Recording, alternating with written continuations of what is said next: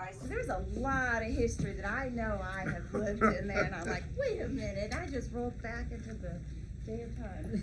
Okay. Was there anyone else you wanted to I'm trying to spot people I haven't seen in years. I know they're here, so we'll catch up. Yeah, we'll catch up. Go ahead. Do tell, what made you decide to put all that together? There was a lot involved in that. Put that together? Yeah, I did so much work. Let me tell you something. Sam, I thought of you the are idea. incredible. You are incredible. He's You the did. guy It that, was yeah, this incredible. is the writer, producer, director, all that. Okay. No, he called me up and he asked me to do it, and I said, let's do it. And when you get a call, remember now, I just want to, the misnomer. You can see it. Oh my God, look at that. When there's somebody else have to When cut you're the water. when you're off, if you're not an A-lister and independently wealthy, and somebody asks you to be in their movie, and you want to work with them, you say yes. Okay. Well, that's not how it is, Sam, because when I was a kid, I watched Flash Gordon 100 times on Laserdisc. Oh yeah. So that's what happened, by the way. amazing. So it was an honor when we first got you, and I think I said something like, I told Larissa, I said, we got Sam motherfucking Jones. Whoa! Security, he's using the F word again. Come on. Plug her ears. Oh, she Yeah, says, that's right. Yeah, I know that's she right. did. I know she So- did. Alright, so what was the inspiration behind this? Especially when you're going back in time. Oh, yeah, well, I've always wanted to do an 80s love child movie. Okay. It was very dear to me, it was very dear, like this, the 80s, because I think it was before the time of like corrupt social media and all this toxicity that's happening. Like we were kind of sheltered and it was beautiful, and I'm like, that's the time that I remember the best. And when I started writing it, I had these two in mind. They were the last movie I did, and I wrote the movie for Arie and for Kylee. It's like you are who I'm envisioning the entire movie. There's no audition; it's a direct booking. You're hired, and Love that. and Love that. and I we were gonna do a short, and then we were gonna shoot it, and then the pandemic happened. So I said, well, I have nothing to do. I can't work, so I can't leave the house. I'm gonna write a feature, and then I just start taking things from my life and my experiences, and kind of start crafting, and just There's here a we lot are. running this speech shuttle. I remember that did very well. Oh yeah, we that was like day 2 for us, and I tried to tell them about Chris McAuliffe, and it's like, here's a video we're gonna watch about her, and I started to break down crying. I had to stop. I'm like, wow, it just started to hit me all of a sudden. I was like, wow, it's still fresh, I remember that happening. I don't know who you Hi, are. I'm Patrick. Nice to meet you. Nice to meet you. One of the producers. I've been working with Rick for the last 15 years on various different projects. So this one I was lucky that he brought me along. Fantastic. What was the experience of going through this? Because you're not I mean, I even had to look up some of the things too. It was really special. It was really a cool experience because we all turned into a huge family, and so learning the different positions everybody plays, and the crew is just as important as the cast. And so meeting all the cast members, and they would teach us, me and Arie, how to use their jobs, and that was a key part. So I gotta learn how to use the boom and to do the pull focus, behind the slate, stuff? all the behind the Oh, scenes, yeah. which is just as cool. But it was so cool being on screen with my stepmom Arie and Ashton. It was just so cool because they were such inspirations to me, and I just love watching them, and it just taught me so much. There's a part in there that I think we can all relate to. One of the parts is the mean girl thing. Yeah.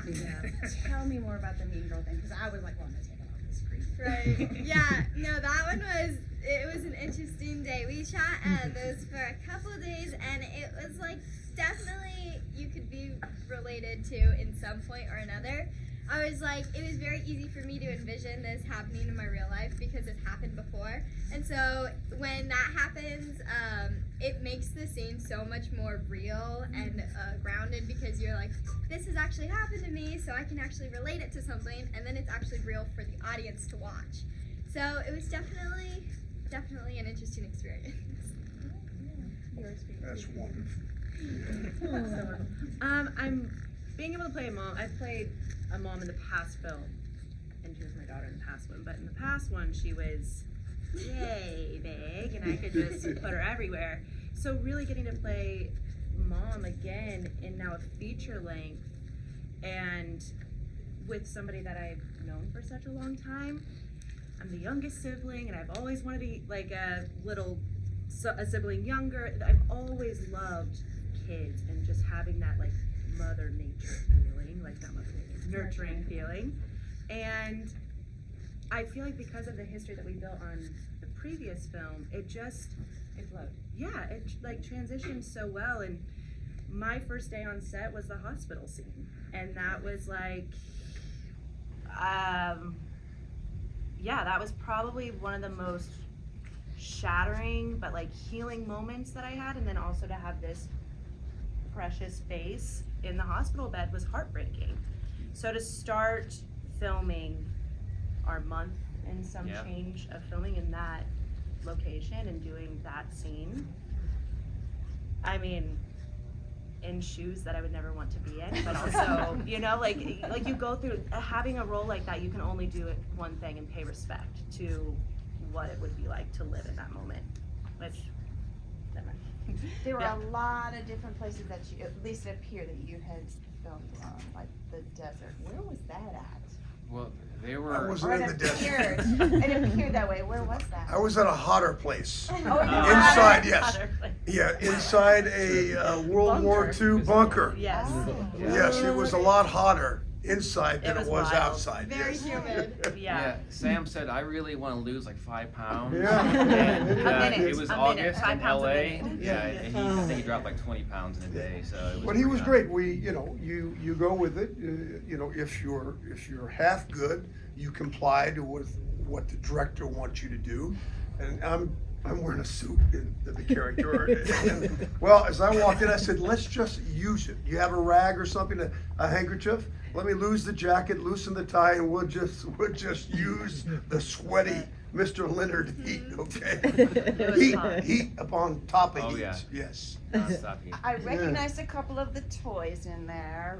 Teddy Ruxpin, I still have one. Whoa. Doesn't talk, which is probably good because that thing never shut up when it did talk. Never. And then there was a couple things. I think what's the colored one? The memory game. Yeah, thing? that one. I Yep. think most people. Simon can get says, that. yeah. Simon says I did. Where did I you do find some of that. the stuff that was from that era? Well, luckily I had an incredible production designer named Molly Thomas, who I said, yes, round of applause for her, yes.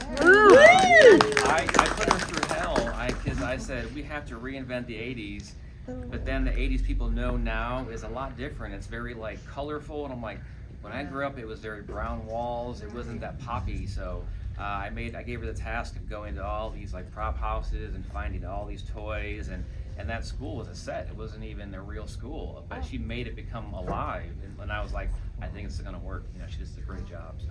Speaking of school, this is gonna really show. Was that Blair from?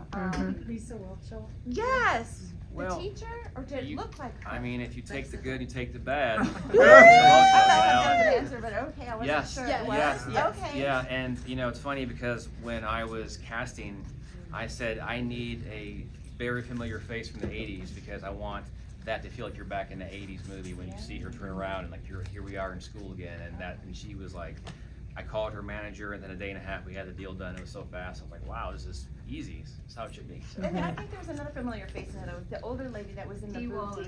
Dee Wallace, I'm bad yes. with names. I'm so sorry. I was like, I know. So that was another one. Oh, working with that's her one. was incredible too. Yeah. Yeah, just, Oh. I mean, her eyes. Her eyes. You catch eyes with her, and you're like, can we just do close-ups all day long? Because she's so, That's like, right. she's just, even whenever it's not her coverage, so in it, so present, so alive.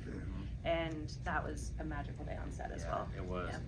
And so unselfish too, because even when like Dee is off camera and like Arie is, you know, talking to her, she's giving the same performance. Yeah, Like she's so in just it. giving everything. Yeah. It's incredible to watch. I actually feel like Natural. that happened in our scene often because I had like 7 pages of a monologue, not really, Yeah, but that pretty much was- 3. Yeah, you had a lot.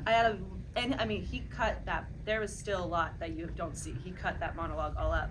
But every time I was just going and going, you were right there. And I mean, to be in that much of a deep monologue in so many words, you want to find those eyes. You want to always feel like you're present. And I think there were just so many magical moments while filming where you're like, as an actor. Yeah, you're there's like, a lot more going on, meaning, you know, I'm supposed to be in the scene, but at the same time, I'm concerned about you as the person, the Right. human being as hot as it was. I could deal with it, use it. But you had all these pages of dialogue, and I'm thinking, oh God, just don't do anything stupid to take her out. Just feed it, give her eye contact, feed it.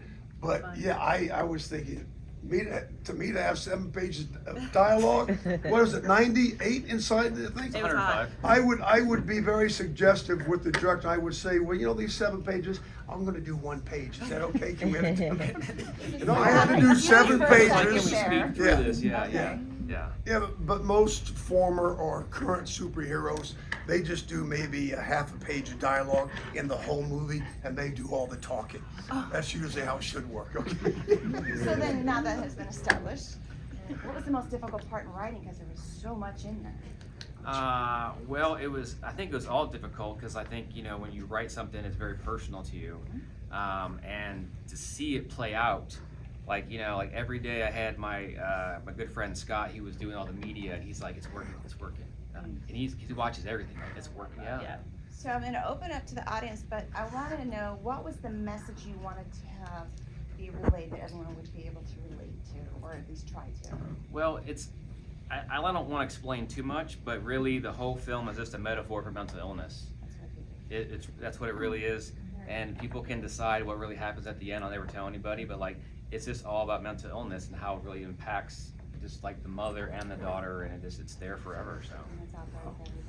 Yeah. That's cool. Yeah. Fantastic. All right, now it's your turn. Who has a question? Yes. Okay, so 2 Can't questions. see you because I there's know a the flash, there's a camera. light in our face. Do you need that light? Really? I think If you got an i15, it'll work without the light. Okay, so my Yeah. 2 questions. Yeah. One, was that Urkel's dad or the the Men in Black guy, the lead FBI? Was that Urkel's dad? That was Mr. Reggie VelJohnson from Die Hard to Family Matters. Yeah. Right, Family Matters, Yes, right. yeah. I loved it. Oh my God, that was so great. And also my other question was, how was it working with Michael Anthony Hall? It was great. I tell everybody, we had this legendary cast with Sam and Dee and Lisa, Michael and Reggie, and when we're talking to Anthony, we hadn't had him signed yet for the movie, and we had a table read, and he's like, I know it's going to work out, we're going to get it solved, but I'm going to come on the Zoom and I'm going to do it anyways, even though the contract's not signed. Oh. I just want to be a part of it. I love the kids, I want to be a part of this movie, so we'll make it work, and that's how we started it. So he's a very giving person. That's a great producer. Yeah. Congratulations. Thank you. Another question? Yes. So, how did you do the VFX for the movie? Well, that's all real. Now that's talent. Well, I tell you, I had this great guy that I met, and he basically did all those with him and 4 other guys. We had Kylee up 40 feet on with the wires, we had to have someone paint those out, and then had a guy make the UFO, and we finished the film back in September, but because of the strike, we didn't have a UFO shot yet. So I was like, well, we have time, we're gonna delay the release. And I told this guy, I said, can you make me a UFO? And he's like, okay, I think I can. And that's what he did. And he just, him and his team did a fantastic job. Because it all felt very real to me when I watch it. So it just feels like it fits into the story. So Another question? a lot of work. Yes. Do you have another one coming out? Or? Well, there is Alluding to something, but not running it. I know, these 2 would never work with me again, and Sam, so More of us up I there. put them through hell. But there is kind of like a Roswell spin-off, but it's it's in that world, but it's not this movie, but it's kind of something different, more of a Walking Dead survivor type story, very survivalist, So I have another question, unless someone else has one. I have just a comment. Yeah. I just want to say, I got here a little late. I got here about 10 minutes before Dee Wallace was crying for her son, where did they take him? I have to say, I'm so impressed with the female actors in this movie. Dee Wallace and her crying scene, and then you as the mom in the hospital on the bed. I was thinking of my own mother. It was really good. I just have to say that. You guys did a great job. I was crying. That means a lot. Yeah. You're welcome. Yes. What was it like directing Sam Jones?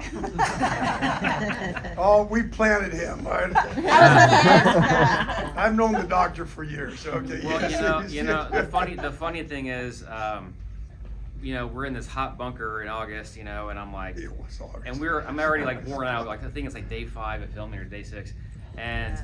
you know, we're about to do the first rehearsal, and you know, these two were sitting down, and he's like, "Aren't you gonna call action?" And I said, "I'll Just never roll call camera. action." We don't need just roll camera. I said, "I'll never call action. I'll say whenever you're ready." And he's like, "Really?" I was like, "That's how I do it." And then that's how we started our relationship. But he just, you know, very giving person. And he had a lot of ideas when we talked beforehand about the script. He made me rethink some things. I rewrote a bunch of scenes based on our conversation. So, yeah. Let me just echo that, because this is important for everybody in the industry. Some actors get it wrong, but I suggest things that is helping in sharing the director's vision. That's what I do. I don't do it, no, you need to do this because I think, you know, it's for me. No, it has to be part of bringing value to the director's vision, period. If it isn't, then don't suggest anything, okay? Just keep your mouth shut, show up, be prepared, and do your job, okay? Any other questions? Yeah. So, You can ask that. you did say you had a lot of questions. Go Yeah, ahead. I can ask that. No, No, go ask. ahead. We're here. Well, I was just I'm- thinking for everybody else. I mean, so Arielle and Kylee, you know, how did you like this? What advice do you have for other people here? You know, Sam, who's been in this for ever and ever, like, what do you know, everybody's got their own levels of, and their own time span of acting. What are some suggestions that you might have, or some, you know, little nuggets, pieces of advice to give to people? You too, Rich, and also at the end, I mean, personally, I think I could answer this differently every day. I think as I'm building and as I'm continuing to go, and I feel like that's a lot of it, it's just continuing to go and realizing you're picking up on information, and you're picking up on behavior, and picking up on emotional relationships and connections, and learning new ways to connect, and trusting yourself to always bring that to the table, even whenever it might feel uncomfortable, and that like, ooh, I don't know if I've mastered this. Like, give it a go, give it a try. I mean, watching this, I have 7 billion notes for myself, but I'm also really proud of myself, and I think it's a healthy balance, and I think you can only look at yourself, and if you want to continue another day, I think there needs to be some kindness, but some courage as well. Good, nice. So, I have one question for Kylie. What was the most difficult part of this entire experience? That's a good question. You know, probably the most difficult part was seeing it, like, being in the hospital scene was just so difficult for me, because not like for me to do, but for me to rewatch the scene, I realized how, like, relatable that can be for some people, and how scary that can be for people who might not be able to relate, but will try to once they, like, watch the film. Yes. And so rewatching that and just putting you in their shoes is just like me putting myself in my mom's shoes for that scene was just so hard, because it was like A lot of emotions. it was and a lot of reality. emotions. That that was probably the hardest part. Or the scene at the hospital when I had to be in the toilet, like I had to puke in the toilet. It was not a nice toilet. No, it was not a nice toilet. I actually wanted Mandy to throw up. All of you did a great job. Another round of applause, please. Can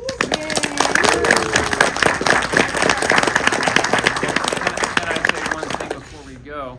I want to thank everybody for coming. My favorite movie group is here.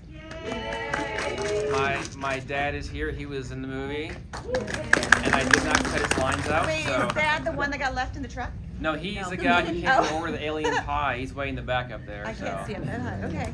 I want to thank my award-winning producer Vicky up there, and I want to thank Patrick for being on this journey, and then Sam for taking a leap of faith with us. You know, he doesn't know who we are, and from Now I do. yes, you do. Didn't know. Yes. Now you do. Not before. I have a question for you though, right before you finish. So, if you don't mind, Yeah, I'll- interrupting your yes. beautiful speech to everybody. I noticed at one point that she was wearing a bandana on her leg, much like Joni Loves Chachi. All that For those 80s who don't remember. stuff. So I want to know, how many Some of us 80s too. references did you sneak in there? Because I counted like 70, said a 80s, list, but too. there's A lot. The 80s. gotta be more There's than a that. lot. How many There- references there- did you sneak in? I won't tell you how many, but it's over 200. Oh, Wow. Yeah, I mean, there's a lot of Star Wars stuff that's stuck in I there. see The third shot, you see 8675309. I saw So, that. Yeah. I so think- all those stuff is stuck in there. I Yeah. think the only one that I actually understood was Top Gun Goose. Sorry, Buzz the Tower Goose. Buzz the Tower Goose. That's like the main one I knew, and then some of them I figured out. That was good. Well, I love Top Gun. Top Gun for life. You Yes. know your mom does, so you know. Yes. It's over 200. But the last thing I want to say is I just want to thank these two because they stuck through it. It's like, oh, we're not going to make this movie. It's never going to happen. And they stuck through it and they believed in me. And then here we are. It's like, I couldn't have done it without these two. It's like, this trust in me. And then it's like, especially just to be vulnerable. And that's the hardest thing as an actor, actress to do is be vulnerable. So, so thank you. I forgot to add one thing. I was with D. Wallace today, you know, in Albuquerque. yeah. So I just came straight from work on a plane, straight here. My suitcase is still there, by the way. And Dee apologized. She couldn't make it. She had another commitment, and just wanted to say hi to all of you and apologize to you for not being able to make it. Yeah, She's incredible. I forgot to say Send that. her our love. Yes. Yeah. Another round of applause. Yeah.